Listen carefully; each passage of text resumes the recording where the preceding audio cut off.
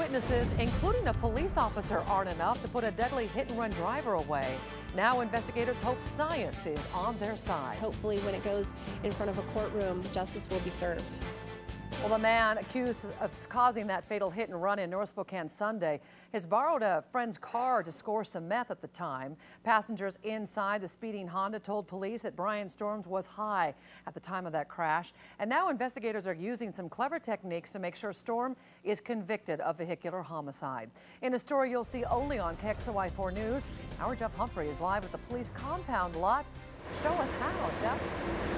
Well, Nadine, in order for police to win a conviction, they had to put Storms behind the wheel of that black Honda, as well as prove that he was driving recklessly. And so now investigators turning to science for the rest of the evidence that they need.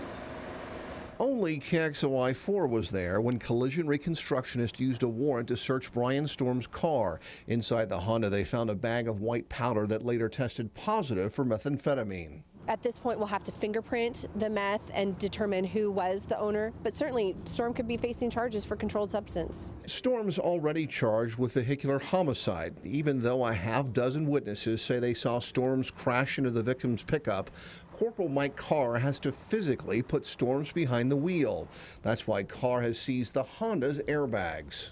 Corporal Carr was able to remove the airbags, and certainly there's going to be trace DNA evidence on that we will submit, and that again would just solidify who was driving at the time, who is ultimately responsible for that crash. Carr also has to prove the collision that killed Kevin Smith was no accident. The corporal needs to show that Storms was speeding. Witnesses have said anywhere from 50 to 100 miles an hour. Fortunately, cars made on an assembly line crunch and crumble exactly the same way.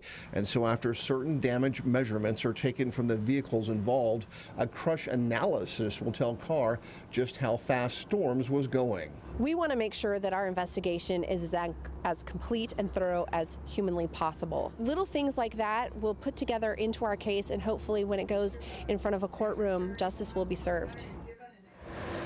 Now, this is the pickup truck that Kevin Smith was driving, and it is easy to see why the husband and father of two young men did not survive the crash. He is truly an innocent victim in this collision, and one reason why the Corporal Carr is working so hard to give prosecutors a bulletproof case.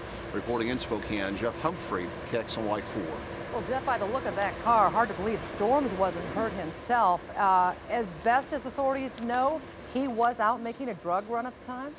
Yeah, and that is information that is coming from the passengers that were riding inside that black Honda. They, by the way, were seriously injured, still in the hospital tonight, and not very happy for Storms abandoning them in that vehicle. They were trapped inside. He took off on foot. Reporting live in Spokane, Jeff Humphrey, KXLY4.